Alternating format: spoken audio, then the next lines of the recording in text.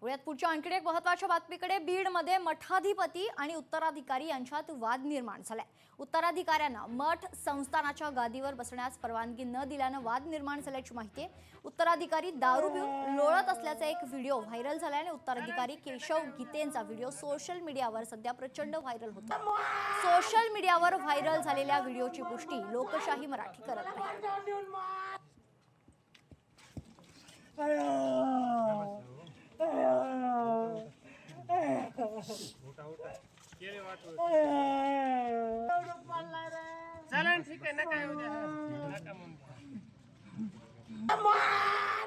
सासुऱ्यामध्ये आला 9:30ला आणि कवाट बळच उघडायला लावलं. मी आजारी असल्याने मला सूज नव्हती.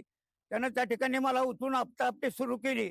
आपटापटी सुरू करून मला उचलून त्या ठिकाणी गाडीत टाकण्याच्या प्रयत्नात त्या ठिकाणी आणि चालू होता. उचलून चालवल्याच्या नंतर बाहेर निघलो नाही. मी माझं पुढचं फाडलं आणि बाहेर न निघल्यामुळे त्या काम करणाऱ्या बाईनं मोठ्यानं आरडल्यानंतर सर्व सासुऱ्यातली गावकरी मंडळी, बाया, पोरं सगळी जमा झाले आणि ती जमा झाल्यावर मग असा लोळायला लागला आणि लोळून त्या ठिकाणी सोंग करायला लागला. सोंग करायला लागल्यावर लोक म्हणले धरा धरा याला, धरा धरा.